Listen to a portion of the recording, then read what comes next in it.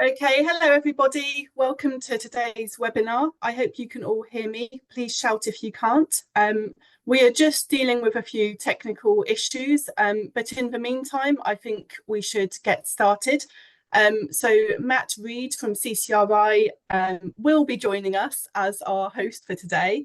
But in the meantime, while we are sorting the tech issues out, I will take over for now.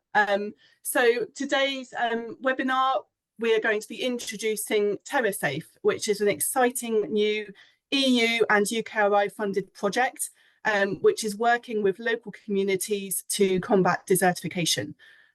So I'll just run through today's agenda. So we're going to start off with Keizer from University of Averio, who is the coordinator for the project. He's going to introduce desertification as a challenge and explain what the project's all about. We are then going to hand over to Lindsey Stringer from University of York, who will cover the multi-actor approach we're using, covering stakeholder engagement. And then we're going to speak with Adriana Bruggeman from Cyprus Institute, who is covering the mapping and analysing desertification aspects of the project. Next, Melanie Muro from the Institute for European Environmental Policy is going to set the policy context for the project. We will then have a Q&A session, so please do post your questions in the Q&A. We'd love to hear from you and find out all of your different questions about our research. We're also going to signpost you to lots of key information throughout the session. So hopefully all will start to run smoothly soon. But first of all, we'll get started with Jakob. After a break, we have an innovation session, which we will introduce later on. So handing over to Jakob now. Jakob, you're on mute. Yeah, thank you, Charlotte. Good morning to everybody. On behalf of the TerraSafe consortium, I'll be talking a little bit about a general view aspects of the project TerraSafe. So desertification has been an international concern for over 2 decades, as many of you know, especially through the United Nations Convention to Combat Desertification. Would like to have this next slide, please. Desertification has been defined as land degradation in drylands due to, for example, climate variations and human activities. These land degradation have, please next, land degradation has impacts in terms of loss of land-based ecosystem services, including but not limited to agricultural and forest productivity that can go down, reduced carbon sequestration, and therefore also reduced climate change mitigation, as well as impacts on water cycle regulation. So what about, next slide, please. What about desertification in Europe? In 2017, Prevali and al. Published an article in which they estimated that 25% of the land in southern, central, and eastern Europe had a high to very high vulnerability to desertification. Furthermore, climate change scenarios suggested that this vulnerability would be increasing in the future, also if current land management practices will be continuing as they are at the moment very intensively. So they called for an urgent need to tackle the implications, consequences of desertification in terms of environmental, social, as well as economic aspects. Next slide, please. So based on this need, what was done at the European level within the soil mission, or mission soil, a specific objective, that one of the 8 specific objectives was to reduce land degradation relating to desertification. This specific objective was then translated into a specific call, next please, which was related to innovations to prevent and combat desertification. Next slide, please. So what does TerraSafe hope to achieve? The innovations that TerraSafe hopes to certify through in-depth scientific study will focus on the environmental effectiveness as well as the economic viability of those innovations. Innovations will be tested, and the impacts TerraSafe hope to achieve is through the implementation of those innovations beyond the experimental scale by the pilot area farmers, as well as by other pilot area farmers, for example, that become familiar through demonstration activities. Then, of course, beyond pilot areas, the adoption by non-pilot area farmers, for example, through the implementation of policy recommendations that the project foresees to make. And then, of course, the project has a reduced duration of 5 years. The idea is that the impact assessment of the innovation and their demonstration will continue, for example, through living labs. And then the certified innovations, they are from companies. So the idea is that to develop business plans so that the innovations partner can have a larger scale commercial exploitation of their innovations. A second aspect in which TerraSafe hopes to achieve impacts, please next click, is through the approaches, methodologies and tools that are being developed and tested in the pilot areas.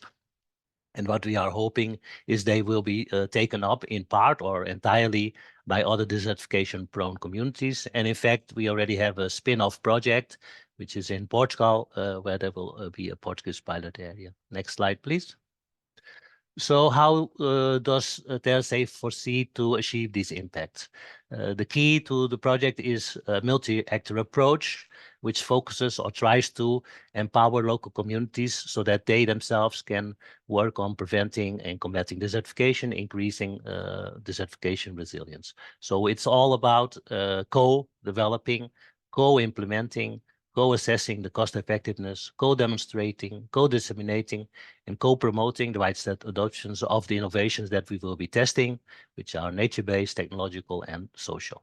Next slide, please. So as a name for these local communities, we have chosen desertification innovation partnerships.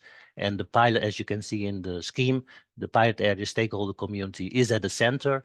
The collaboration with the consortium will be through the pilot area partners. And then around it, we have a set of framework partners, which basically, and that will be explained in more detail by the colleagues that will give a presentation afterwards. In Work Package 2, multi-actor engagement. In Work Package 3, identifying the hotspots of desertification. In Work Package 4, to assess the cost effectiveness of those innovations. And in Work Package 5 to develop policy recommendations for the wider uptake of these measures. Next slide, please.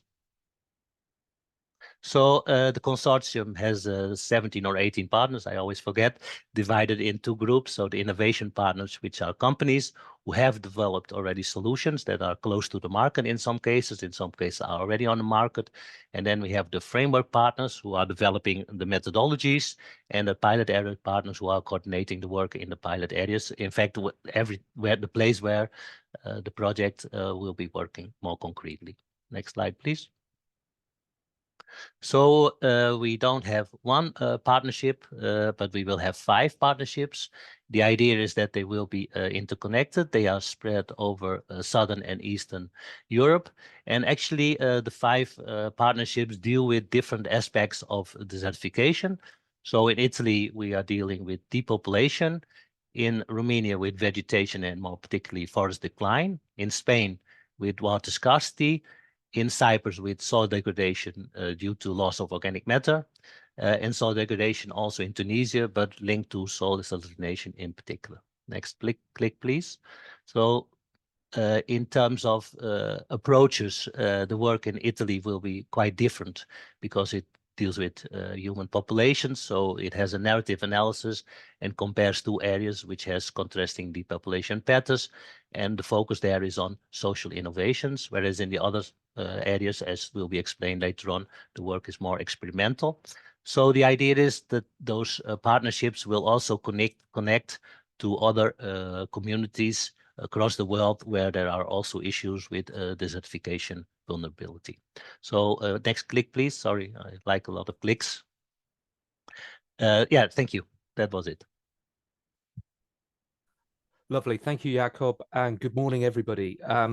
Apologies for the slight technical glitches, but we are spread out across Europe and North Africa, And let's be honest, this is so technically amazing that a few years ago we would have thought it was an absolute wonder, and now we think it's an everyday reality. So there's always a few slips. So, you know, let's all just be kind to each other, and we're doing great. So thank you, Jakob. And so next I'm going to introduce Lindsey. So Lindsey, please explain to us and tell us about the multi-actor approach. Thanks very much, Matt. You may have just heard in Jakob's presentation use of the word co quite a lot. And what we do in TerraSafe is we really take that engagement of people as being at the centre of activities, recognising that while desertification might occur as an environmental problem, people are both part of the cause, but also a major part of the solution. We saw from Jakob's slides as well that across the different pilot areas, there are quite different manifestations of desertification. And it's the same if we look at the social context as well. People are different everywhere. So what we do in TerraSafe is recognise that we need a locally grounded approach, so that we're not just kind of having a blueprint, silver bullet type solution that we apply everywhere, but that we're adapting the process and adapting the innovations to actually meet that local contextual need that will come out from the research. Next slide, please. So in work package 2, that's where we really kind of get a grip on the whole multi-actor engagement side of things. And we focus on the stakeholders, those groups and those individuals that we've identified as having an interest or an expertise in combating desertification. And we call them stakeholders because they have a stake in what happens. They have a stake in the current situation, but also they can influence or are affected by what happens in the future. So what we claim to, or what we aim to do, is engage stakeholders throughout the project from the very beginning in various workshops and activities, so that we can work with desertification innovation partnerships, those groups of stakeholders that emerge through the project. We can work together to build desertification resilient communities. Now, it's not that all stakeholders will be involved all the time. It really depends on the type of activity we're doing in the project. But at the Desertification Innovation Partnership workshops, some of which have just been held recently in Cyprus and in Italy, we had a great collection of different stakeholders from different sectors, different groups who were engaging. So some will be involved in some activities, and others will be involved in other activities as the project progresses. In terms of monitoring and learning, that will happen throughout, because we need to ensure that the engagement process is meeting everybody's needs and adapting as needed. It might be that we're asking for too much time from our stakeholders, or it might be that there's a lot of local enthusiasm that we really need to harness, and we need to do more with our stakeholders. So it's really a case of getting that balance right and adapting as needed, and providing an overall reflection and evaluation of the process in the final year of the project, so that we can take that forward in other places, having learnt the lessons through TerraSafe. Next slide, please. So in terms of what we mean by building a desertification resilient community, desertification itself is defined as land degradation in dry areas, and it's caused by this interaction of human and environmental drivers. Resilience, though, is quite a complex word, and people tend to use it in different ways. But in TerraSafe, we're using it to refer to our responses to those pressures from desertification, but also our capacity to change, to protect those aspects that are important to us, while harnessing future development options as well. So desertification resilient communities that we aim to create, they're going to look quite different in each place. They're going to depend on local values, the stakeholders that are identified within that area, and the local context and the futures that each area want. Next slide, please. And as we define desertification resilient communities in those first stakeholder workshops, we're asking questions like, well, what does a resilient economy look like in this pilot area? What does a resilient social context look like?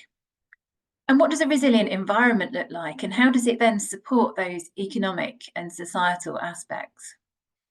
So we've got workshops, as I said, we've had the first workshop in some of our pilot areas, but throughout the project, there will be many, many more workshops to identify and refine those collaboration approaches, which will then be shared more widely across the different pilot areas and beyond. Next slide, please. So in terms of our next steps, what we need to do, although we've done a stakeholder analysis at the very beginning, in line with the good practice in the literature, we realised that, yes, between us as a consortium, we know quite a lot of people, quite a lot of groups, but we really need to do a regular review of stakeholders to make sure that no one's missing, because we need to make sure that all those relevant voices are at the table, so to say. We're looking and reflecting on the types and the characteristics of the different stakeholders with a view to understanding, well, are we ensuring an equitable and inclusive approach, or are we not taking into account the needs of some people where we need to improve that? And really the participatory activities of stakeholder engagement in Work Package 2, they provide this really strong foundation to underpin the data collection for the other TerraSafe work packages, because the project isn't possible without our stakeholders. So we're, as researchers, we're only half the story. We need our stakeholders to be engaged as well. Now, up to now, although the project began officially in June, in terms of the stakeholder engagement, I've been working on my own in this aspect, obviously collaborating with the others, but in York I've been based on my own. And I'm delighted to be here today and also be able to introduce Tom Timberlake, who from January is going to be working with me on the stakeholder engagement processes at the University of York. So I think Tom is online. I think he's going to introduce himself as well. He might be showing us Charlotte. We've still got a lot of people called Charlotte as panelists. I think it's part of the text, but we can go ahead with that. So Tom, it's a nice chance for you to introduce yourself to everybody. Thanks, Lindsay. And can you hear me all right? Yeah. Great. Thanks, Lindsay, and thanks to everyone. It's great to be here and to meet you all. So yeah, my name's Tom Timberlake, and I'm a postdoc currently at the University of Bristol, where I'm just finishing off an ongoing project looking at pollination and smallholder farming in Nepal. And I'm really excited to be joining Lindsay at York and working on the Work Package 2 and the stakeholder engagement side of things. So my background is sort of from an ecology background. So I did a PhD on pollinator conservation in UK farmland. But then I've worked a lot more since then on the relevance of pollination and sort of sustainable farming practices to international development, particularly with smallholders. And for the last sort of 4 or so years, I've been working in Nepal through the University of Bristol on a kind of very stakeholder-focused project, working with smallholder farmers, policymakers, community groups to kind of co-design, come up with sustainable pollination management practices to try and support sort of smallholder farming in Nepal and come up with a sort of pollinator strategy for Nepal. So hopefully this will feed in quite nicely to the stakeholder work that we'll be doing in this project. And yeah, it's wonderful to meet you all, and I'm very excited to start on this in January. Thank you very much. Thanks, Tom. Next slide. I think it's over to Matt to introduce Adriana. Yes, thank you. Thanks, Lindsay. I'm conscious for those people who are viewing, there may be a slight multiplication of Charlottes, but just to reassure you that we're not all Charlotte, although Charlotte is doing a great job in actually making sure that the slides move around. So thank you very much for Lindsay, and thank you very much for Tom. Very exciting, and I think we're all very encouraged to think that we'll be working together, because I think, you know, we all realize the importance of co-working and working and developing solutions. If we could find the answers on our own, we would have done so already. So it's only through working together that we will make any difference. So I'd like to welcome Adriana now. So talking about mapping and analysing desertification, really fascinating stuff. So I'm going to hand over now. Okay, thank you, Charlotte. Matt, next slide, please. So here we will be working on integrated desertification assessment. So in current day research project speech, as already introduced by our coordinator Jacob, we would probably be talking about desertification co-assessment. But what we will be working on, as you can see here in the illustrations, we will use an integrated approach in each pilot area to assess and map desertification through analysis of spatial data sets, high-resolution satellite-derived indicators to analyze desertification processes. Looking from the satellite down on Earth, because most of our spatial data sets nowadays are derived from satellite data, we call this the top-down approach. But in TerraSafe, we also very much look at the bottom-up approach, putting our feet on the ground, as you can see in the picture on the right, talking to land users, doing surveys to map land degradation in the pilot areas, not only looking at degradation, but also looking at good land management practices. We need to go out there to see what's going on. From the satellite, it may look like degradation, but when we're on the ground, we may also see examples of good practices.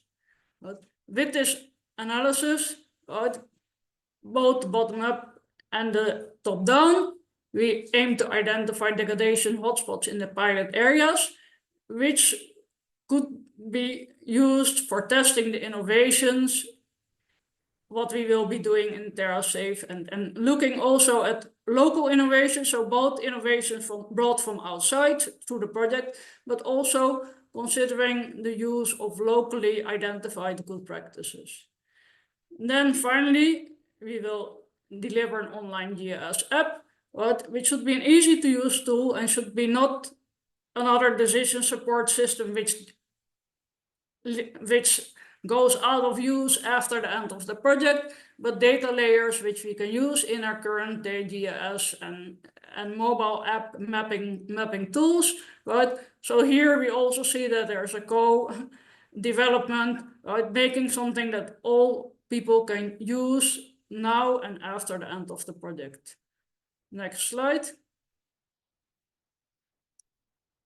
Okay, our starting point is the SDG 15.31, the Sustainable Development Goal for Land Degradation Neutrality. But this is what all countries need to deliver. So it's good what they are, currently seeing, right? Because most of it is based on satellite data. And so I mapped here, or the Cyprus Institute mapped here, the 4 pilot areas, starting from the left. This is Cyprus, and here we also see the effect of the different resolutions just on looking at the map. Right? So in Cyprus, we see that the scale bar is 5 kilometers on your top left, and it's quite good to see the 250 meter resolution grid points, seeing the bluish area, which is improving, and the red area where we see land degradation happening. Right? Moving to the top right, we see our pilot area in Spain, right? And there we see a lot of red, but we also see that the resolution of the map is 10 kilometers, right? So it's a larger area, right? And we see the blue coming through in the red area. Moving to the bottom, right? Romania, left bottom. There the pilot site is even, the extent of the pilot site is area, and the scale bar is 20 kilometers. Right? So a lot of the area doesn't show any color, it's stable, right? But we clearly can see some red spots coming out in the blue area in the south, which is improving, and that's the focus of where these people will be working and where they will be doing their surveys, the Romanian team.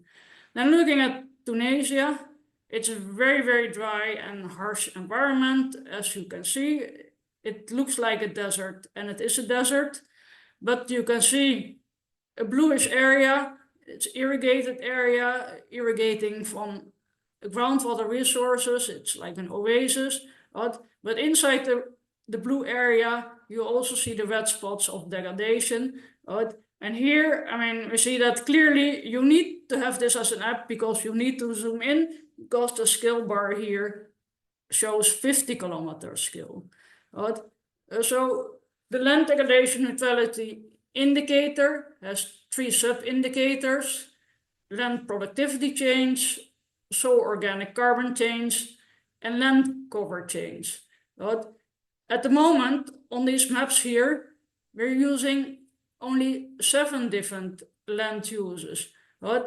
So when we look at land productivity change, we look at the trends, but we also look at the surrounding areas. So how does a spot compare to the surrounding areas? So one of the issues we see here, irrigated and non-irrigated is not differentiated, right? So this is what we are going to be working on, starting from the baseline. Right? We will be using much higher satellite data, higher resolution satellite data, but we will also looking on the ground what's going on. So that's the approach for our integrated land degradation mapping. Next slide. And then here shows some of the bottom-up work. We will have not only surveys with land users going around in the area looking at the land and talking to the land users, but we will also organize focus group discussions with stakeholders in the 4 pilot areas, with the people we have seen in, while we are doing the survey on the land, right? Good land users, bad land users. We will bring them together in the focus groups to talk to each other, see what practices work where and why they work and why they wouldn't work. So we will analyze the pilot area to the DPSIR framework, drivers, pressures, state, impacts and responses. This is also used by the European Environment Agency. Starting from the bigger picture, driving forces, which can mean poverty, labor availability, infrastructure access, but also conflicts. Right? Then the more direct pressures, land use trends, crop and land management, but also urbanization, deforestation, the direct pressures on the land. The state, which looks a little bit more into what we are seeing from the SDG indicators, right? Productivity decline, water use efficiency decline, and also the type and the rate of land degradation. Then the impacts, and here often we're looking at ecosystem services because it's important to recognize that yes, if the landowners protect the land, they are delivering ecosystem services. And with this, they should be also, obtain a benefit from this from society. And this is somewhat captured in the responses, because in the responses we see policies, right?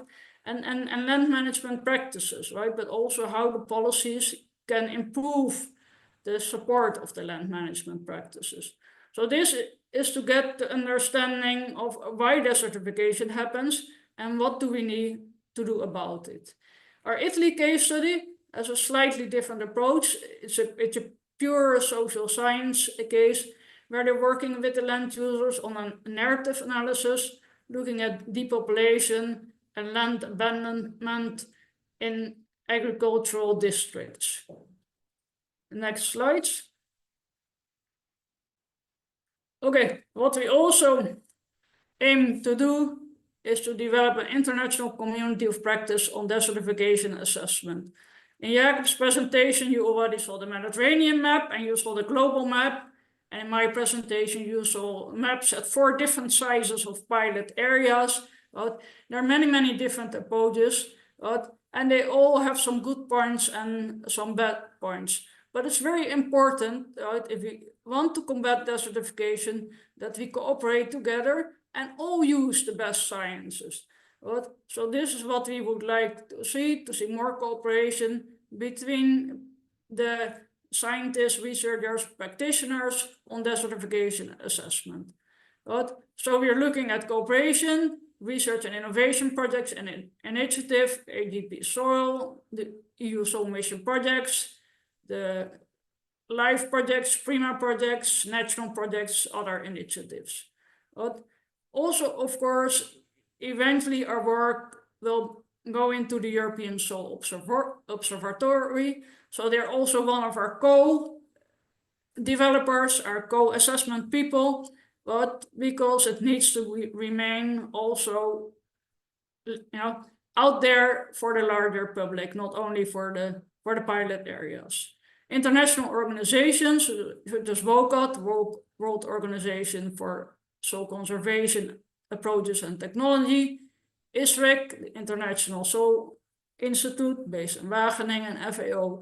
You can see that these organizations were also already present with the development and the UN good practice for the SDG 15.3 indicators. So if we make progress on refining these indicators, we need to be also talk to the people who have worked on the development of these indicators.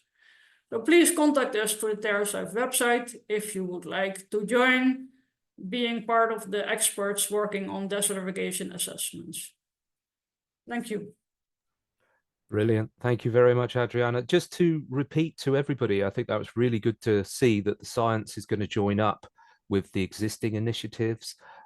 So, we're continuing and joining in with that long-term work to preserve soil. So that's great. And I would really welcome everybody to kind of make contact through the TerraSafe website.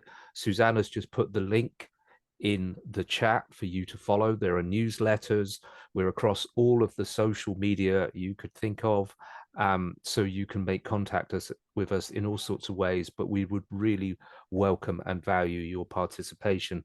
And looking at the chat where people are still introducing themselves to each other, which is great to see. We have people from, I think all over Africa. I was going to say not just North Africa now, but Africa, all over Europe. It's a fantastic chance to be part of a community of scholars and scientists working on this topic. So, please do get involved. So next up, I would like to invite our friend and colleague, Melanie, who's going to talk to us about the policy impacts, because obviously we've been talking about the people who own and manage the land, but we don't do that in a vacuum. We do that in a policy environment. And I'm sure Melanie's going to tell us about that and the work that TerraSafe will be doing. Okay, over to you, Melanie. All right, thanks a lot. I hope you can hear me all right. Yeah, okay, thank you so much. Yes, thank you. I'm joining you today from the Institute of European Environmental Policy in Brussels, and I'm presenting what we are planning to do in our work package. Obviously, I'm not the only one doing the work, so co-leading this work with us is the University of Basilicata in Italy. And I want to give you a brief overview of the work that we're planning to carry out to develop policy recommendations for regional, national, and EU level to promote the uptake of the innovations or solutions that we're testing in our pilot areas. Obviously, we want to have some impact in the pilot areas, but we're also trying to develop some policy recommendations that could lead to a wider uptake of these solutions where they are suitable and applicable, obviously. So the next slide, please.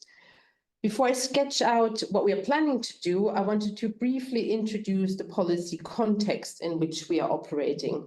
And many of you will be aware that at EU level, we don't have a dedicated strategy or policy instrument to tackle desertification.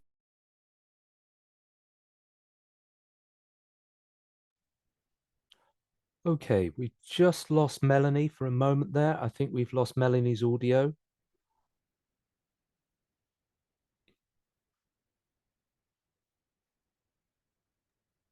Am I back now? You are back, Melanie. We just lost you for a moment, so good to have you back.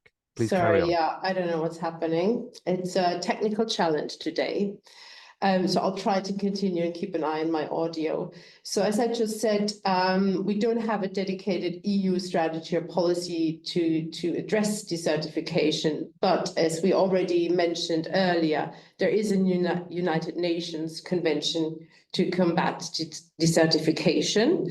And it's so far the only legally binding international framework that is trying to drive action to reduce desertification and tackle the effects of droughts.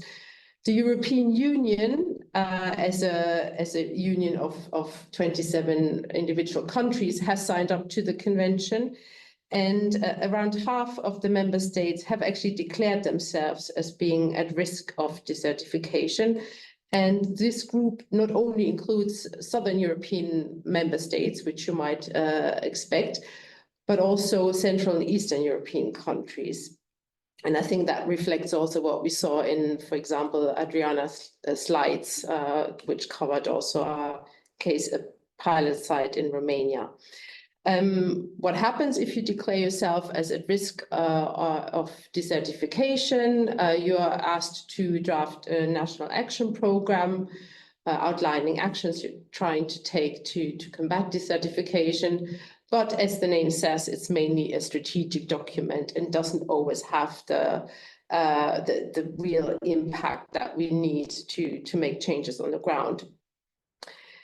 So what do we do? What kind of policies do we then have in absence of a dedicated strategy or instrument to tackle desertification?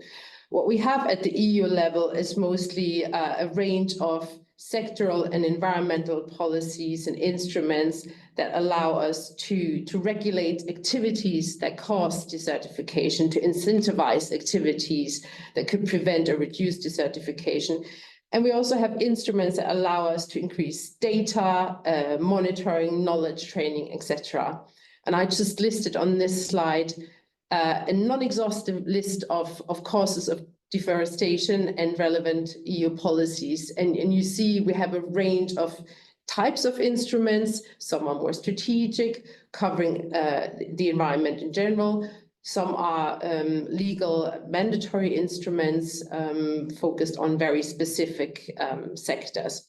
And I wanted to just pull out two types of, let's say, instruments or frameworks, if we move to the next slide, to just illustrate how they can help us prevent or reduce desertification. So on the one hand, again, you might know we don't have a soil protection law or directive at EU level, but we do have different types of instruments that help us to move forward. So on the one hand, we're hoping, and this is still being negotiated, for a soil monitoring law, which would mean that we would finally be able to monitor the soil health across Europe and to identify appropriate measures to manage and restore soils.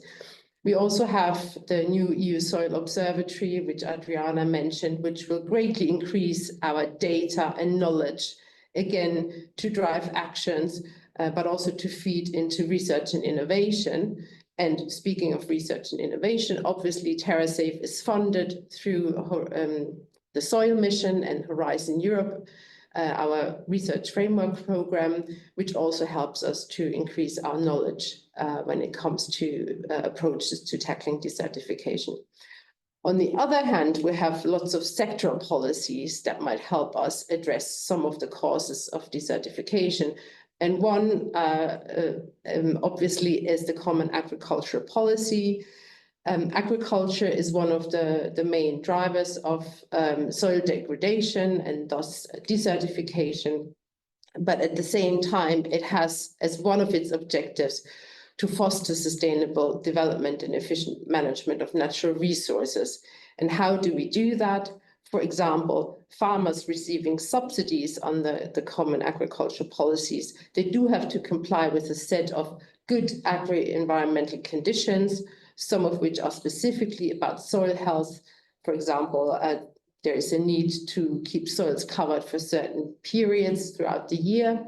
And there are voluntary agri-environment schemes that incentivize farmers to take up practices that are beneficial for soil health, which again, can of course prevent and reduce desertification. So just two examples of the types of policies that we have at the moment. If we can move to the next slide.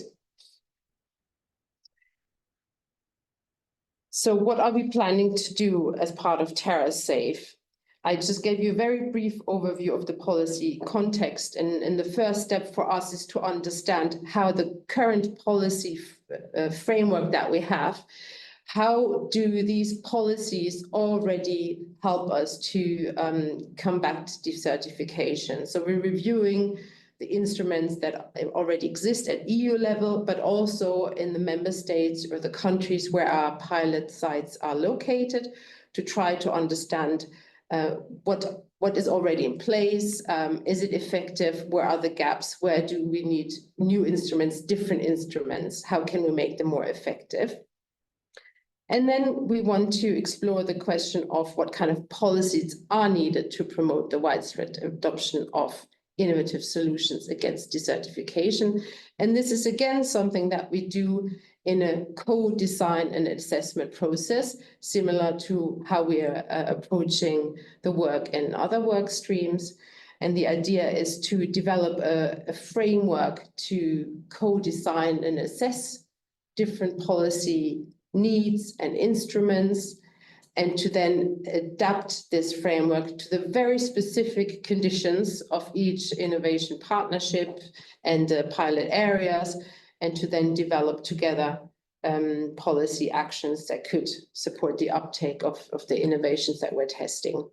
And the idea is to then synthesize these results and scale them up so that we can provide recommendations to other countries, to the EU level, that could help facilitate the uptake of these solutions at a wider scale beyond the pilot sites. And I think with that, we can actually close our presentation. This is just giving you a timeline. Obviously, at the moment, we're in the review understanding phase, trying to assess the current situation. And we'll be doing that for the first year and a half of the project before we then start working much more closely with our partners in the pilot sites to develop local solutions. Thank you. Thank you, Melanie. Thanks a lot. Now we're going to have a quick question and answer session. So if I could just ask our presenters to turn their cameras on and be available, that would be lovely. Some of you may have noticed that names are changing. Just like you to know that no Charlottes have been hurt in that process. So I'm actually back to my given name, although I quite like being called Charlotte on occasion. So let's hold off from that. So we have some questions. So first of all, we have in the Q&A session. So just say to people, you can see a Q&A button. You can pop questions in there throughout these presentations, and please don't be shy. We're keen to hear from you. So please do that. I have a few questions that I can pose, but let's start off with Dejan, who has asked in the question that the state in which he's working and he lives in is not involved in this project. Is there any way in which they can be involved? I don't know where they are, but if you're not in the project already, how might you benefit from that? So let me start. I'm going to pose that to the boss. I'll ask that of Jakob, because he's in charge.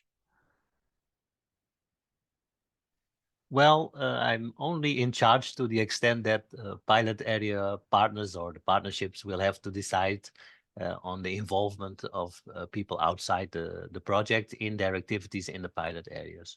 So there are no miracles in the sense that we can extend the work foreseen to other areas. I think there are no resources for that. But they could participate in some of the activities, especially through learning, but also contributing with their own experience that may be helpful for the pilot area. So I would suggest, Dejan, to contact in the first instance the pilot area coordination partner in I think Romania. So yeah, that would be my answer. Fantastic, thank you. And of course, please do, like we've been saying, joining on the newsletter, follow the website. You may see opportunities coming up. Lindsey has her hand up, so please jump in, Lindsey. Yeah, I just wanted to add that a lot of the process about how we engage stakeholders, we do aim to share that. So, based on our lessons in terms of what's working and what isn't, you'd be welcome to take those resources as they're available and to apply them in your study area, in your country as well. And we're also, it'd be important to make sure that we don't just have an impact within the pilot areas in this project. So yeah, we're happy to discuss opportunities. If you have other funding sources that you can use and you want to apply our approaches, we can talk and we can help you to take things forward. Lovely, thank you. I'm sure that would be very encouraging. Now I have a question from anonymous attendee. Thank you, anonymous. Given we've had lots of names, well done for being anonymous. So just to say, so far we've heard about stakeholders and some other parts of the methodology. I was wondering, has TerraSafe looked at traditional farming methods and how that they may prevent or reverse desertification? So maybe I can say something please do. on this. Yes, as will be explained later on, I think, in the session on Work Package 4, the idea is to compare the innovations, 3 of the innovations, with the current practice as well as traditional organic farming methods that we are finding in the pilot areas. And Work Package 3, the mapping by Adriana and colleagues, will also try this as one of the objectives to identify traditional methods and organic methods that should be considered as alternatives to the innovations proposed by the innovation partner. So yes, we are explicitly considering traditional farming methods and knowledge. Great, thank you, Jakob. That's really helpful, and I think we'll reassure people about what the scale and scope of what we're doing. Just to add that Dejan has just said he's in North Macedonia. So North Macedonia was the area in question, which, given the conversations, might be something that I would hope to see that maybe we could find a way of working together. So thank you for that. No, just sorry, Matt. Dejan, please send me an email and we can talk about this in some more detail, because like Lindsey said, we are actually looking forward to have spin-off projects in other areas, but the financial part is the difficult part, but we can have a chat to see how we can work this out. Yeah, let's we all know that money is difficult, but it's also not a reason not to try, isn't it? We can try and find money, we can try and make things work. Let's try and do that. So this then takes us to a next question that I have from Gimaine, who is asking what financing mechanisms are in place to support desertification control programs, especially for low-income countries.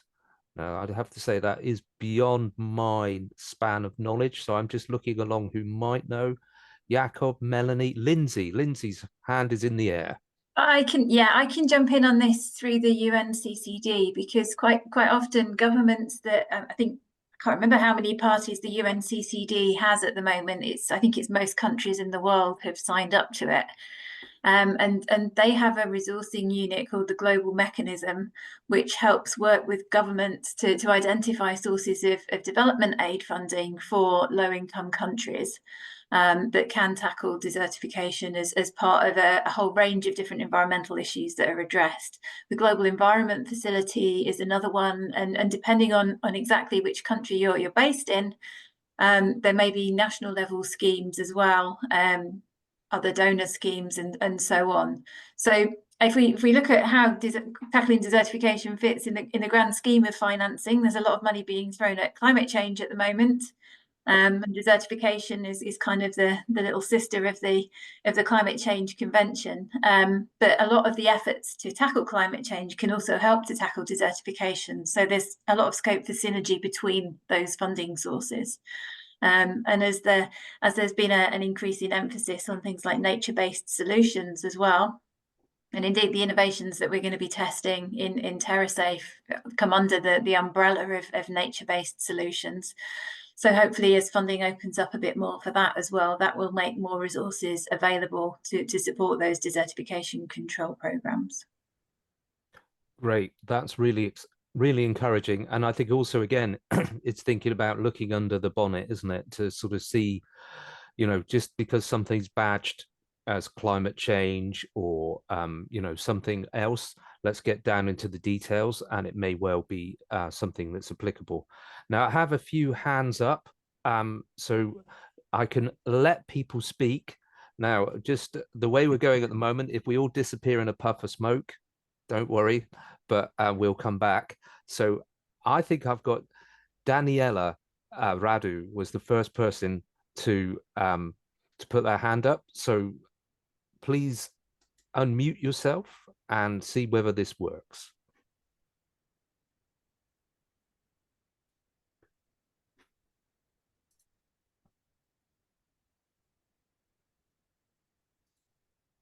No, doesn't look like technically we are going to be able to take people asking. Matt, I think it's more, but Daniela perhaps isn't live anymore. Oh, perhaps okay. their question was from a while ago, or I'm not sure, Okay. but we could try Fafia. Yeah, let's do that myself. I'm having a strange Let's conversation with but yes, please. let's give that a go. And I'm hoping that Daniela is alive, just not with us. So that would be a bit of a worry. No, Fafia isn't either. Okay, let's no, try one more. doesn't look like voices authorized. Yeah, okay. Can we? No. Sorry, we've given it a try. So please pop your questions in the Q&A. There will be a Q&A later as well. So if you have a question, please pop it in the Q&A. And equally, just as Jakob was indicating, we're very open for sort of email requests and through other means, because we realize that some of this will raise questions that you need to sort of be able to formulate and think about a little bit before we get there. Okay, that's great. I'm just also thinking in terms of stakeholders, and maybe this is back to Lindsey and Melanie, but what sort of stakeholders are you thinking to involve? And I think we've mentioned people who are farming and managing land, but are there others that you think we might be involving? Yeah, I can jump into it. As well as farmers, we've got in the Romanian case, we have foresters as well, because obviously the issues there with forest change. It's if we think about agriculture and forestry, it's not just that there are activities that happen in a particular place. There's a whole range of different groups of people that are involved in the value chains that then take what's grown on the farm, basically all the way to your fork on your plate. So that you can eat that food. So there's stakeholders within those value chains, the producers, the transporters. There's the landowners who may be different from the land managers. There's the groups that make the laws about the land. Some areas might be protected and have certain conservation status anyway. So there might be other political groups that come in, other policy groups that come in. Other agencies, there's extension officers and so on. So there's a whole range of different groups, as well as other considerations, like people coming from the finance sector. There's a lot of financial mechanisms there to support land users. So we just need to make sure in our stakeholder analysis that we do really capture all of these different groups. But they'll differ by pilot area, but there'll be some similarities as well. Fabulous. And I was just thinking, from the policy perspective, Melanie, would you be able to say something about the stakeholders there? When we talk about policy makers and policy actors, who are we thinking of? Well, it depends. Obviously, it depends a little bit on the level that you're talking about, but I think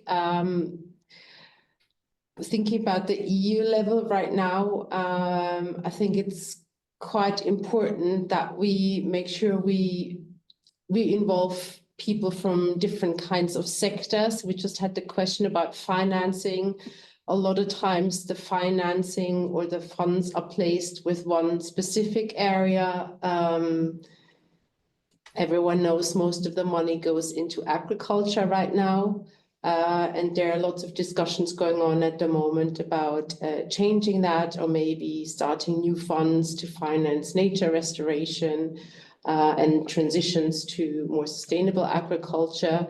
And these funds might be placed with different people, or let's say it's important that we make sure these funds are maybe managed by different types of sectors. So I think it's important when we talk about desertification to think cross-sectoral, and also at the EU level, we're not just thinking about policymakers in terms of the Commission, we're also thinking about politicians, as in MEPs, and I think that's also important at the national and regional level. And we're also thinking about representatives of different organizations who do have the capacity to influence and shape policy making, and they should, as we've seen in recent months. Again, talking about the agriculture sector, lots of farmers' protests. It's very, very important that we don't just make policies with policymakers, but that we talk to the people on the ground who are affected by desertification and who are part of the solution, as Lindsey already said. So this policy-making process needs to be inclusive across scales, but also across areas, I think. Lovely. Thank you, Melanie. Now, we have come, all of this talk and all of this talk of desertification has certainly made me slightly thirsty, and we all need a break. I think we've been on line, so it is time for coffee. Thank you, Charlotte. So we're going to call a 10-minute coffee break, which I take to be is going to take us to 12:07. So please refresh yourselves, do what you need to do for 10 minutes, and then we'll be back with you. Okay, thanks a lot.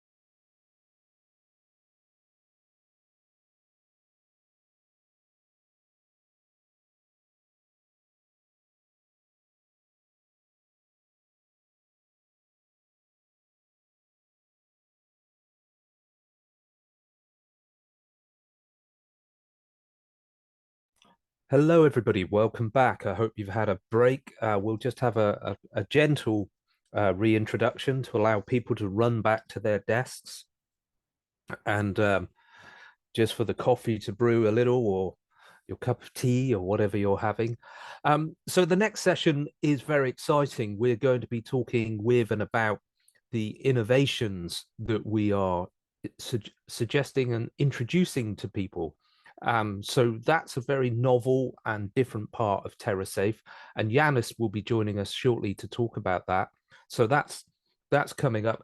Then we'll have a talk from my colleague Jane Mills about developing exploitation plans, so how those innovations could be used and developed further. And then we'll move to a Q&A session about those innovations, where some of the people from the innovation companies themselves will be joining us and will be able to answer questions and speak for themselves. And at that point, we will all be able to complete a Slido. If we have time, we'll probably pop that in the chat so you get a chance to just give us a little bit of feedback, and then we can all break for a well-deserved lunch and perhaps slide into our weekend. So that's where we're up to next. I'm going to hand over to Yanis momentarily, and he will be able to talk us through the next part of our session. So hopefully we're at 11:08. There's not too many people running down corridors, real or virtual, who are not just running along to their home office. Just give people a little moment, and then Yanis can compose himself. He's looking ready. It's looking totally, Matt. Totally. That's always ready. I know. Always ready. Right. I'm going to say, Yanis, we've given people an extra 2 generous minutes, so they must be with us by now. So Charlotte, can we fire up the next slide? Thank you very much. Okay, all over to you, Yanis. Thanks a lot. Yes, Matt. Thank you. Concerning lunch, I'm in Norway. We are now in lunchtime, so I'm eating while speaking, so that's I try to avoid that. But anyhow, thank you, Matt, for giving me the floor to present the activity that we are looking at in TerraSafe project.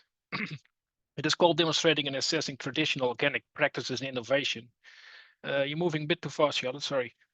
And we try in this activity to combine the work that Lindsey and Adriana just presented about, let's say, the social component, the local communities, the pilot area communities, with the biophysical work that Adriana's presented, and our results feed into what Melanie was talking about, the policy-driven, let's say, subsidy systems, or whatever kind of methods you can find. As the others, we are not doing this on our own. This is also a co-leading process. We are working together with Averio University on this activity.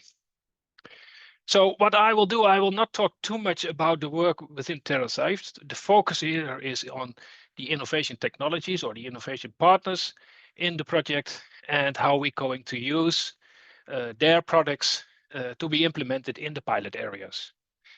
So I will first start now, and then now you can go to the next one, Charlotte. Thank you. I will first start a bit on the procedure.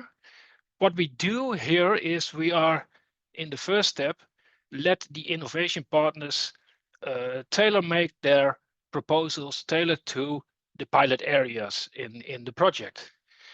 And for that, they are dependent on the information from the pilot area. So there is a combination with the work package that Adriana is working on. They are delivering the data that is needed for the partners to be able to tailor-make or to pilot their offers to the areas. The next step is that these offers will be presented to the specific pilot areas, and that the local communities or the local landowners make their choice on what they think is a promising methodology to be tested or to be demonstrated in their area. We are aiming at 3 technologies for each of the areas. We have 5 partners, solution partners that will deliver. And of those 5, 3 will be selected for each of the areas. And then there was a question on, do we also look at conventional systems? In step 3, we are going to identify actually the conventional practices and ongoing activities, as Jan Jacob already answered for, activities in terms of organic or alternative methodologies. And then in the final phase of this initial phase, we are actually going to implement and test, demonstrate and compare those practices and measures in the specific study areas, study sites. So in the end, we end up with 5, hopefully 5 different systems, the conventional one, 3 chosen innovations from our innovation partners, and the ongoing traditional organic systems in this area. And those 5 will be monitored throughout the whole process of the project, which means that we're going to identify key performance indicators, and we're going to develop a monitoring framework so that we can actually assess the impacts of the different systems, and especially of the innovations. So going to the innovations now, which is the next slide. I'm not, I will start with the first one. It's alphabetically. The first one is what is called an technological solution, as you can see on the right top of the slide. This company, Agrodit, they deliver sensors, and this sensor provides real-time data of the soil status in terms of soil moisture, soil salinity, and soil temperature. The sensors are submerged, which means that it's possible for farmers to deal with their common activities. You can see one of the pictograms, you see a tractor driving over the sensor, and it communicates through an app. It's installed in the field, it stays there the whole season, and it produces the data and sends it to the app, where you have an option for alert the farmer for doing activities. So if you show the next one, this is then the sensor. It is a sensor that measures at 2 different depths, as said, the soil moisture, soil temperature, and the soil salinity status. This data can be used to compare different fields so that the farmer can optimize its management system in terms of fertilizer regime or irrigation systems. But in addition to that, this analysis can also be based on the trend that you can see from this data. So if you expect a dry period or if you expect a rain episode, you can adapt based on the measurements that you've done from the previous period, your strategy in that. So that is the technology solution that we offer for the study sites. The next one is what we call a nature-based solution. This company, AgroBioGel, offers a lignin-based hydrogel. It's called Retentins. This AgroBioGel is unique and innovative in such a way that it increases your water holding capacity and it increases your organic matter. And so ultimately the idea is that it will increase your soil fertility. It can be used, of course, for conventional agriculture, but it is already accepted in Austria and Germany for organic farming as well. Well, you can see on the picture on the right side a small experiment where the 2 boxes on the left and the right are treated with the AgroBioGel and the middle one is not. And this is after 10 days of dry period. So you can see an effect of the hydrogel on the crop here. If you show the next slide, please. So the main functions of this hydrogel is that it protects the plants from drought because it increases your water retention capacity and it releases this water again during drier periods. And as such, it reduces your irrigation water requirement. And it is, since it is an humus precursor, it increases also your organic matter content. And the whole idea is that it is as such improves your soil microbial activity, and thus it increases many of your soil functions. The next one shows also a bit of an experimental result. On your left side, you see that there is an effect of the hydrogel on the soil of the plant root system. And on the right picture, it shows an effect on the soil structure by using this biogel. Okay, then on to the next solution that we have included in our project. This is Devotech. This company is also delivers an artificial soil and is also seen as a nature-based solution.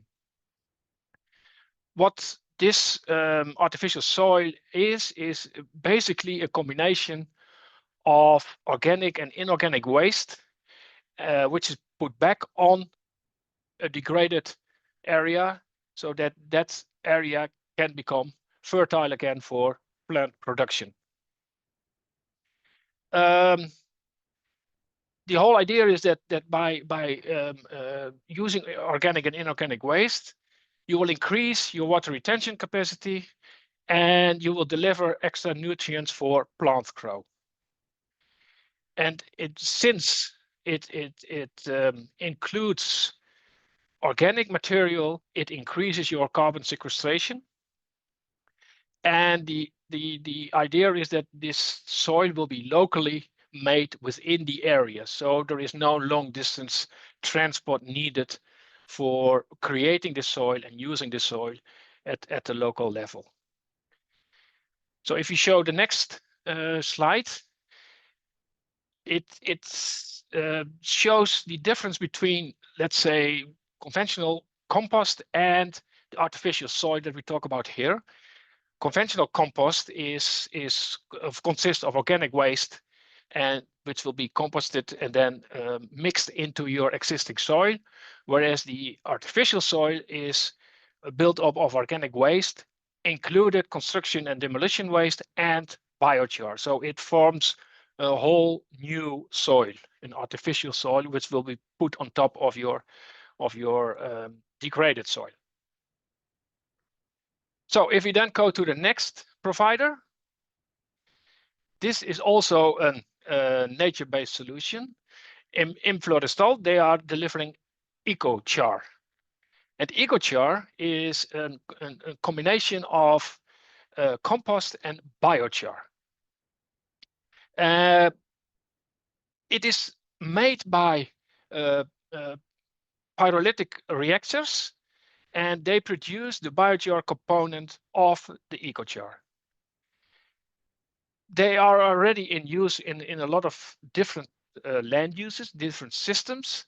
It's used in vineyards, it's used in olive groves, orchards, and even in small horticulture gardens. So it is an amendment to the soil, and it even builds up a new soil. If you show the next one. So since it is in use already for a longer period, the key features are that it is already certified for use in organic farming. The advantage is you only need to apply it once, and this single application already reduces the need for irrigation water and fertilizers. It also increases your root development, and as such, it increases your production, your yield. By incorporating biochar in the mixture, it also increases your carbon sequestration, and as such, you will contribute to the climate change mitigation.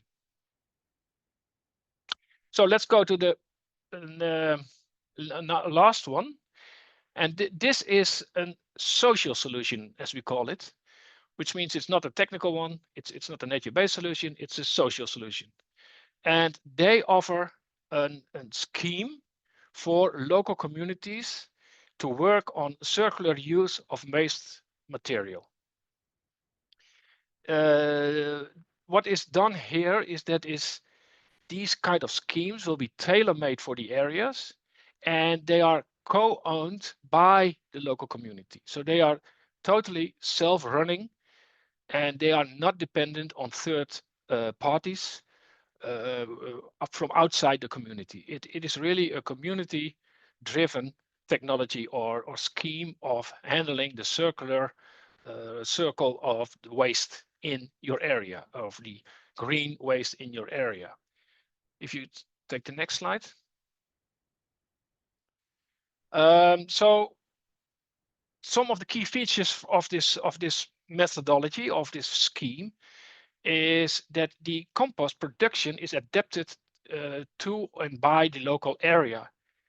In addition to that, there is a good monitoring system included in this compost production process, which means that you know the quality of your compost, and that you can monitor the quality of your compost, and that you even can adjust the compost quality to be used for specific crops or specific applications. By incorporating this at the local level, you solve the green waste problem at that level. It's simple to operate, it's low cost, composting plants are used for this, and it delivers a lot of opportunities for the local study areas. The next one shows a bit of the scheme, how that looks like, graphical interpretation of this setup. It's a bit difficult to read because it's a bit small in letters, but what you see here is that on top you see the input of park, garden waste, and agricultural pruning, or all kind of other green waste that you can think of. On the right side, outside the dashed square, you see the manure as an input for your organic waste, and then inside the dashed square you see a circle, and the right side of the circle shows the technological part of the procedure. So the waste collection, the composting center, the production of the compost, and then feeding the compost back onto the land of the farmers or any other land use that need compost. On the left side, you see more the social economical aspect of it. The process is owned by farmers. They pay a subscription fee for it, in addition to subsidies that are available or not, in addition to local governments that want to support this system. And the whole strength of this is that local technologies and local tools from the farmers are used for making this circle around in terms of waste management. I'm going a bit too fast, Matt. I hope that's fine for you, because now I'm on the timeline for these activities. What we are doing now at the moment is first of all, we're going to provide the innovation partners with the data they need to tailor make their offers. In addition to that, we are looking at the scientific literature to see if these innovation techniques are already published somewhere, if there are results already available that can feed into the decision-making process for the local landowners to decide on which technology they want to implement. Next year, we start the discussion with the local study sites to select the conventional system, the most used conventional system, and if there are any alternative technologies like the traditional organic systems. And based on these discussions and based on the offer that the partners will make to the study sites and the selection of the study sites, we will end up in 5 systems that will be implemented and monitored during the whole process of the project, which means until 2029, in terms of their impact on environmental key indicators, key performance indicators. I will not go too much in detail on that because that will happen within 2 years, and that has to be fine-tuned in the coming period. So I know that there will most likely be a lot of questions about all those different products. The innovation partners are all available in this meeting. And I don't know how you want to do this, Matt, if you want to open the floor now or if you want to do that later.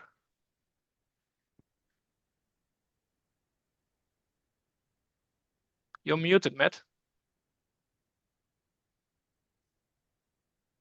How about that? Yeah, that's better. Better, thank you. That was the most basic bit of technology we've been dealing with. So, well, thank you, Janus, and I appreciate that. You know, that was a challenging thing to do, to introduce the technologies, which are very varied, very innovative. But like you say, we have the technology partners with us. So what I'd encourage people to do is pop their questions in the Q&A session, because they're with us and they'll be coming to us shortly. Maybe you can formulate your questions and think about what you'd like to ask. What we're going to do now is move to my colleague Jane, who's going to talk about how we plan to exploit these opportunities and how we're going to use this. This both explains the methods that we're using in TerraSafe, but also gives you some chance to think about questions, pop them in the chat. And then we will return after Jane's presentation with panelists to talk about these innovations and answer your questions. Okay, so I'm hoping Jane's there and she's ready. Yep, I'm here. Yep. Grand stuff, Jane. Okay, I will hand over to you. Thanks, Matt. So like Matt here and Charlotte, who is very busy in the background, I'm from the Countryside and Community Research Institute, based at the University of Gloucestershire in the UK. And we're leading the work in TerraSafe on the communication, dissemination, exploitation, and the cross-project collaborations. So next slide. Yep. So what happens when the project has finished testing and assessing all the different innovations that Janus has been talking about? Well, that for us is certainly not the end of the project. So part of our work will be to develop plans with the aim of rolling out these TerraSafe certified innovations. It's very important for us that after all the effort that we've put into the project, that the benefits of the project actually continue beyond its lifetime. And to ensure that this happens, during the project, we'll actually be planning for the upscaling and the outscaling of these innovations that have been identified as beneficial. And this will occur not only across the actual kind of pilot regions that we're working in, but beyond that as well. Next, please. So within these plans, the intention is to develop a toolkit for each of the innovations. So depending on the particular innovation, this toolkit might, for example, contain a step-by-step guide for establishing the innovations. We might have some videos from farmers explaining their own experiences of trying out the innovations, as we know that farmers like to learn from each other. And also, we will be providing sort of fact sheets that contain practical information about the innovations, including, which is, again is very important for land managers, the economic viability of those innovations. And this will help them to evaluate the innovations, whether it's suitable for them, and also help them in implementing the innovations. We'll also be working with our innovation providers to produce commercial business plans that will identify their target audiences and the marketing potential for their particular innovations.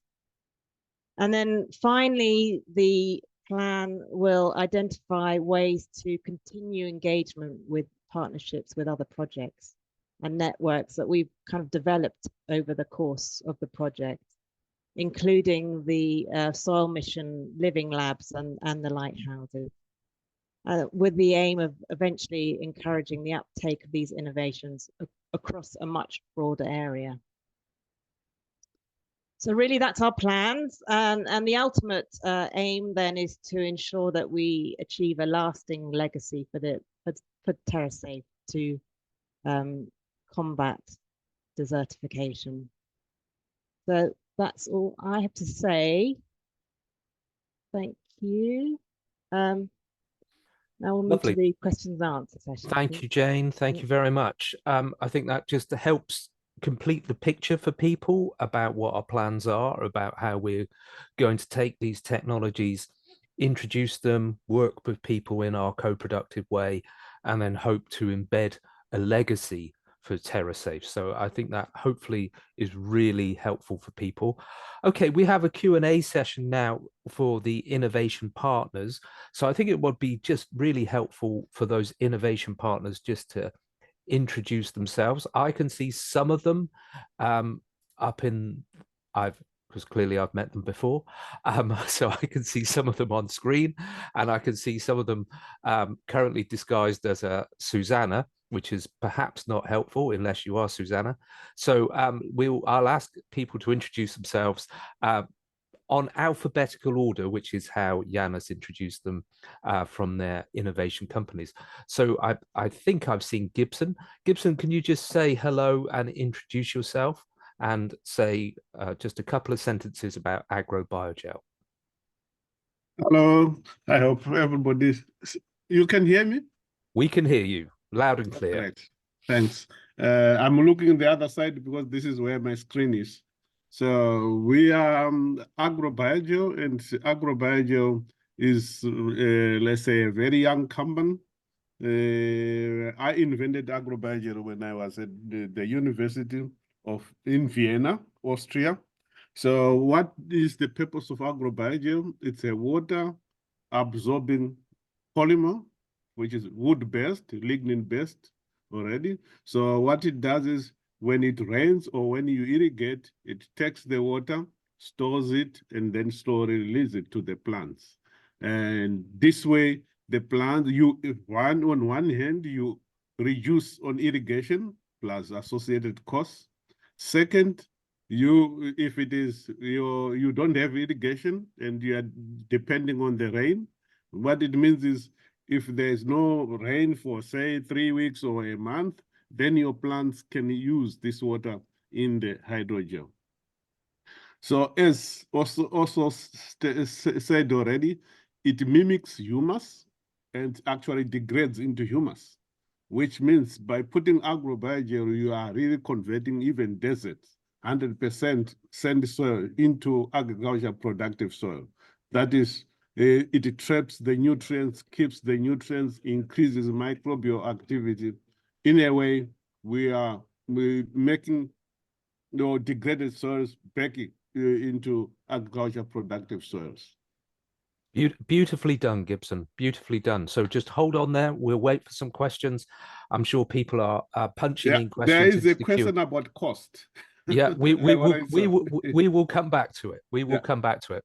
Okay, I think I see Fernando from AgroDit. Fernando, can you introduce yourself and just briefly, once again, introduce AgroDit? That would be great. Hello. Yes, thank you, Janis, for the good explanation of AgroDit. Indeed, we are the only technological solution in the project, and AgroDit is a small company as well. We are based in Sweden. Actually, we are 2 co-founders from Spain, and we saw the need of developing a tool that is easy to use, easy to install, replicable, and that measures in real time the most important variables from the soil, which is temperature, humidity, and electrical conductivity, that can track the accumulated salts in the soil, which is very important in the desertification areas in this case. Lovely. Thank you, Fernando. That's great. Thank you. And I'm not sure I can see anybody, but I'm hoping there's somebody from Edifatech. Anybody who? Yes, I'm here. Yes, but I couldn't change my name proper. I don't know what's happening. You've just done it, Veronica. It has just changed in front of me. So welcome. So just in the nick of time. Brilliant. Okay, please. introduce yourself, introduce your technology. Thank you, Matt. I'm Veronica Asensio, the Scientific Director of EDAFOTEC, and what we do is nature-based solutions for rehabilitating degraded soils.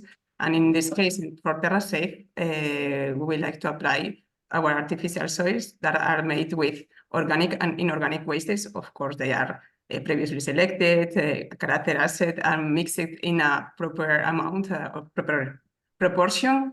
And they are tailor-made for each case. So we did the mixture locally also for revalorization of local wastes, and we adapted the formula to the characteristics of the future use of the land, or the future plantation, the plants, or whatever is necessary, or even water retention, carbon capture, or everything that the land needs. Lovely. Thank you very much. That's really helpful, and I'm sure we'll come back to you in a moment. So somebody from Inforestal, I'm not looking, just give people a pause just in case they're there. I'm here, Matt. Oh, brilliant. Okay, go for it, Hello. I'm Ana Machado. I'm from Averio Florestal. I'm the current research and development manager of the company and responsible for our product EcoChar. Our company produces biochar made from sustainable biomass through the transformation using pyrolysis.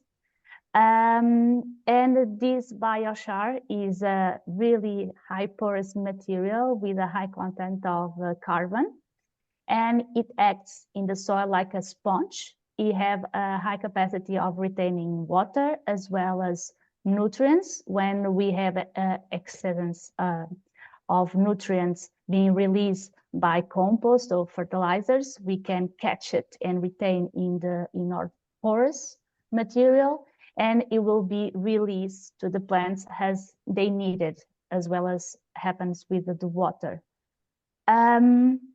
So we already have our product in the market, as Janis already said. It have a name as EcoChar. However, since the biochar efficiency will depend greatly on the type of soil characteristics, as well as the ratio application of the biochar, we are compromised and collaborating as much as we can in projects of research, so we can adapt and have the best information to provide to our clients of how biochar should be applied and which rate our clients will have the highest success. So we are here in TerraSafe to provide this information and also to have a greater variety of scenarios of how we can prove that biochar can work. Lovely. Thank you, Anna. That's great and really helpful for people. Now, for a few minutes, I've been able to see Michael from Isotech, which has been greatly reassuring. So I'm hoping that Michael from Isotech is Michael from Isotech. So Michael, you know what I'm going to ask. So introduce yourself and introduce your technology. Yeah, thank you very much, Matt. I'm maybe the older guy here. Wow. Okay, from 1995 that I'm working on my PhD on composting and co-composting. That means creating recipes around different organic substrates. Whatever you have in your neighbor, whatever you have in your community, can be easily transformed to a valuable compost. And this idea eventually became part of our consulting efforts as Isotech. But what we have seen is that lately, European Union introduced the community-based social tools that allows the locals to become part of the solution and actually be trained to use their own materials to do the most out of it. So let me explain exactly in 1-2 two sentences that actually, in order to transform different substrates into valuable compost, you need to know the recipes, you need to know how to mix them, how to treat them in a way that will become compost and not remain wastes. And European Union is putting a lot of pressure in different waste streams in order to accept them and to transform them from waste stream into valuable products. And what we are doing actually is we go to each and every community, each and every area, and we train the locals to find out how many, to map their substrates and bring them into one center in order to be treated into this valuable compost product. Now, they will have the ownership, they will share, as circular economy says, they will create sharing infrastructure. So the most amazing problem that we face at this moment everywhere in Europe is that in order to create a homemade compost facility, you need a few millions, or at least 1 million, because the machinery is very expensive, the capex is very high, the opex is very high, the compost value at the end of the day is very high. What we are proposing here, and we have tried it in 2 local communities, is at the end of the day is to lower the cost of the compost lower than 20 euros, in some cases lower than 10 euros per cubic meter. And this is actually what you get, a valuable compost, a well-documented and evaluated compost with a very low cost and a community-owned scheme. Beautifully done, Michael. Thank you very much. That's very nifty, very neat. So hopefully what we've seen for everybody is Yanis has explained this, and we've diagrammaticized this, so you can see some diagrams, you can see what's happening. And also we've had everybody speak to this, and we've had a really nice kind of suite of options, from social, collaborative, to quite technological, to sort of processes that some of us may be familiar with, to technologies that are very novel. So that's really part of what we're offering here.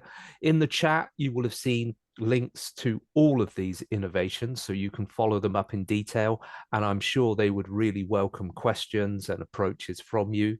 So please be ready to do that. So we have a few questions in the chat, and just to say, on all the questions in the chat, we are capturing them. So if we don't answer you, you've not been forgotten. If we don't answer you today, then it's all gone into the mix, and we'll make sure that we come back to it. Now, Michael raised a very important point that I think will probably be pressing on lots of people, is how much do these things cost? We're working with often landowners, and we know that margins in agriculture are very low, margins in forestry are very low, and people don't necessarily have a big capital base. So let's have a little think about the pricings of this. So I'm going to just jump in and ask Fernando to give us a little bit of an idea about how much money we might be talking and how it's affordable for people. Hoping he's still there. You're talking to me? Yes, please. Sorry, I was actually answering the question in the Q&A and missed a little bit. Multitasking, Fernando. So just explain to us how it's affordable. You mean what means affordable for our solution? Yeah. So if we compare to similar solutions, you can find other sensors, which is, as the name says, just a sensor with some type of cable where you need to buy extra data logger or the logic behind that sends all the data through the cloud. So similar sensors would be around 1,000 euros for just one sensor. So we are trying to reduce this cost at least to half. Fantastic. So, And also, also please. one important detail is that the sensors communicate up to 10 kilometers from the receiver, so that allows to install less infrastructure for a bigger amount of sensors in the same area. Fabulous. Now, I was going to pose the same question to Gibson, and then I'll come to Jakob, who's got his hand up. So Gibson, tell us something about the affordability of agrobiogel. Yeah, thanks. Agrobiogel, just a point to say we are already on the market. Now this is our second year. We are on the market, but what we did is we segmented our agriculture or our markets into segments. We have home and garden, then we have high value or intensive agriculture, then we have commodity agriculture. So the logic of our development phase is that we are starting, of course, in the home and garden and intensive agriculture, where the returns are very high and they are less price sensitive. So they will go down. We are having our second production plant, which is 10 times bigger than what we have now. And here we'll produce maybe even around 10,000 tons going up. This way, the price also goes down. So I'm, as you can clearly see, I'm trying to avoid to talk about how much does it cost because because it's a logical. Everything is logical to volume. It's a volume-driven business. So in a way, it's the more you produce, the target. Of course, our target is to be around below 600 per ton. Fantastic. That's great, Gibson, and I think everybody will appreciate that. You know, scaling up. Yeah, but don't volume. feel free to contact us now. We can talk about the price with my head of sales and marketing. Okay, it's more suitable for that. That's all right. There are deals to be done, clearly, so people know who to get in touch with. Okay, Jakob, you have your hand up, so I'm hoping for some questions. Yeah, thank you. Well, it's just a remark. I have a general remark at the end of the answers of all the innovation partners on the question of funding. But for Fernando, I just want to remember that what I understood, that AgroDid doesn't actually sell the equipment, it rents the equipment. So it is a lease-based approach. So exactly, costs then also depend on, let's say, the period that you want to use it and so forth and so on. Okay. Right? That's a really helpful and important clarification. I think many people would be, very keen to understand that. So for those people who haven't spoken about the affordability of their option, Michael spoke very clearly about why it was more affordable than others. So I'm thinking, Veronica, do you want to just say something about affordability? Just sorry, the microphone. Yes, about the cost of the technology, for example.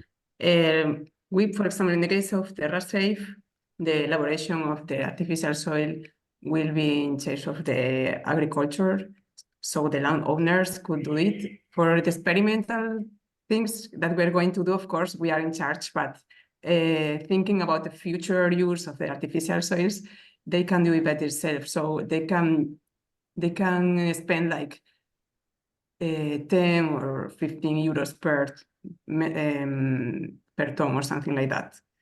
So something like that, because we're in charge more in the consultancy part, and of course for small pilot experiments we are in charge of the elaboration and everything, but after that they have their own receipt, they can do it by themselves, so it's not very expensive really.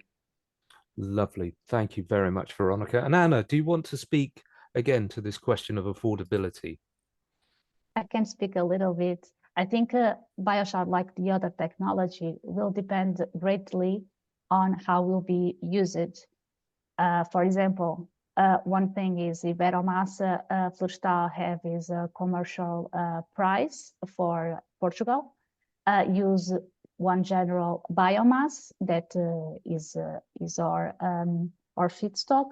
Other thing is applying biochar in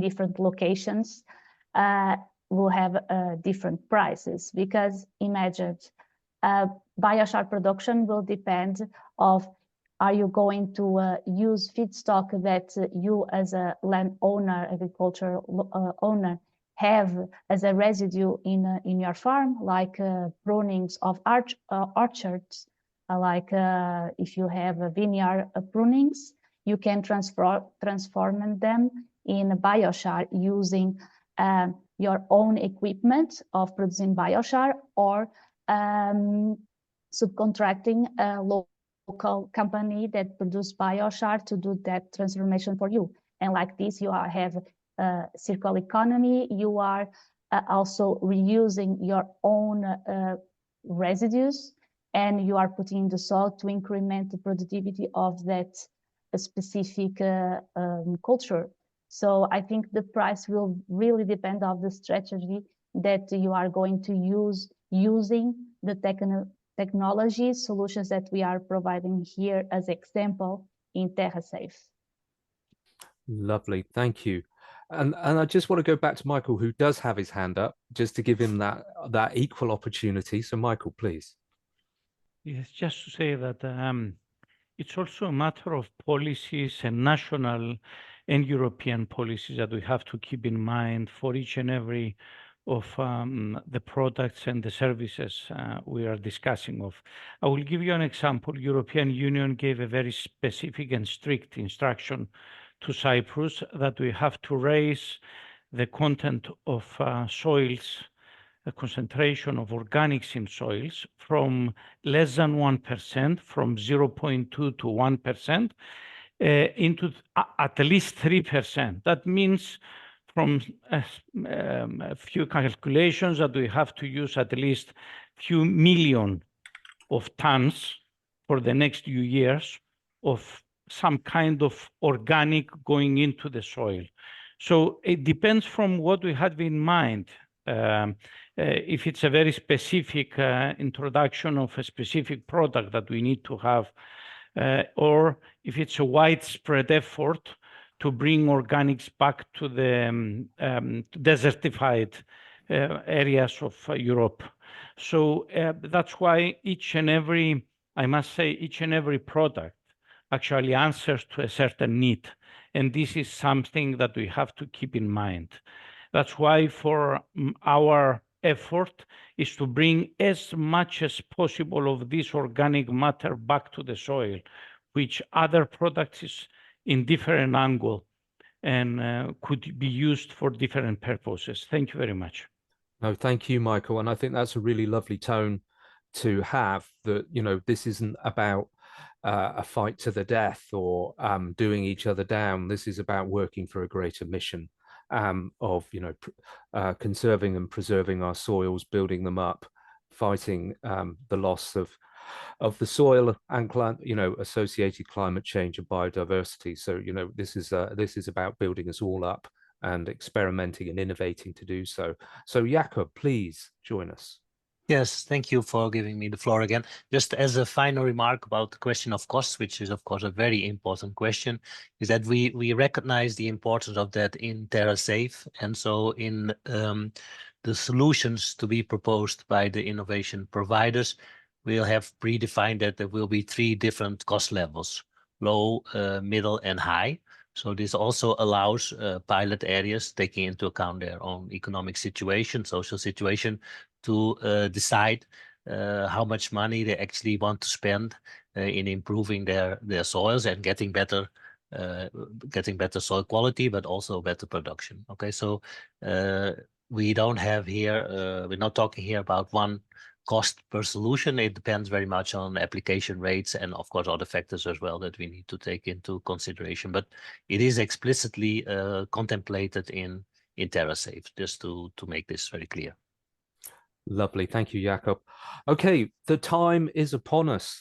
We have scheduled this, and I am very, very grateful that you have given us your time this morning. We've had consistently over 100 people with us, sometimes towards 130, all the way through this. So I'd like to thank everybody who's spoken this morning.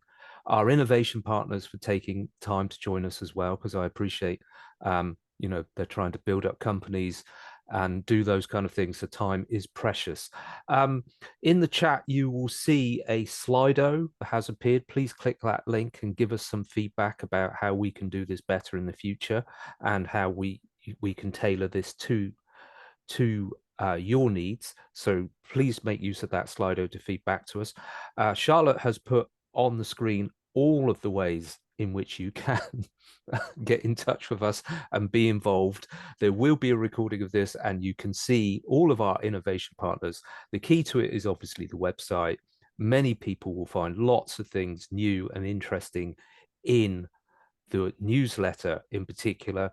There is a great big community. I really appreciate all of the questions and time that you've taken this morning. So please keep with us.